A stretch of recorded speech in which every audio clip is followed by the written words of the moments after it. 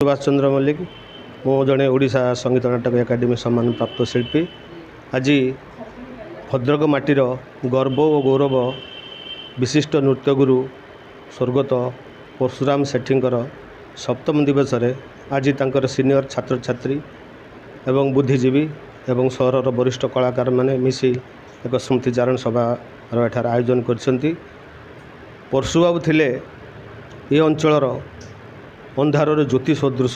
जे कि जो समय ओडिसी नृत्यर विशेष भाव प्रचार प्रसार घटी नाला से समय भद्रक माटीर भगीरथ सदृश गंगा को प्लावित कला भली ओडिसी नृत्य को एठारे प्लावित करते जहाँकर स्मृति स्वरूप 7-8 जी विशिष्ट छात्री बाहरिकी से माने गुरुर मान्यता नहीं आज ओडिसी नृत्य को ये भद्रक माटी पुनर्जीवित करछंती जहाँ ओडिशार संस्कृति को समृद्ध करिपारछि। सेही तांकर छात्र छात्री मानक मध्यरे बहुत छात्र बहुत बड़ बड़ विद्यालय रे मध्य कर्म नियुक्ति पाइछंती एवं तांकर छात्री जड़े एबे भी मध्य एही सभारे थिले श्वेतपद्मा दास जे कि ओडिशा संगीत नाटक एकाडेमी सदस्यता लाभ करछंती एवं बहुत गुड़े छात्री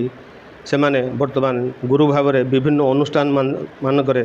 शह शह से माने मध्य छात्र छात्री तैयारी करि पारछंती एवं परशुबाबूंकर आउ एक विशेष गुण थिला जड़े सुंदर अभिनेता भद्रकर लोकनाटक जो सुप्रसिद्ध मुगल तामसा से मुगल तामसार एक चरित्र निरा चरित्र जहाँकि तोतीवाला चरित्र रे से आज समग्र भारत वर्ष में बहु विशिष्ट मंच निजर अभिनय पराकाष्ठा से सुंदर भाव मीन्स प्रदर्शित आमर जड़े सुप्रतिष्ठित सुपरिचित नृत्यगुरु जहाँकि ओडिसी नृत्यगुरु मोर परशुराम सेठी सार मुझे भाई बोली संबोधन करे। सी मोर थिले जीवन प्राण एवं स्पंदन जल बिना जमी मीन बंची पारेनी सेमिति वर्तमान मु फील करुच्ची जे मो गुरु को हर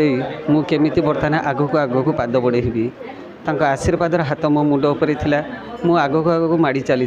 बर्तमान आशीर्वादर हाथटा मो मुंड उपर ओहरी जाइए। तेणु मु प्रार्थना करुच्ची तांको से जोठी भी था से आत्मा से शरीर आत्मा मो मुंड उपरे सेमती हाथ रही था।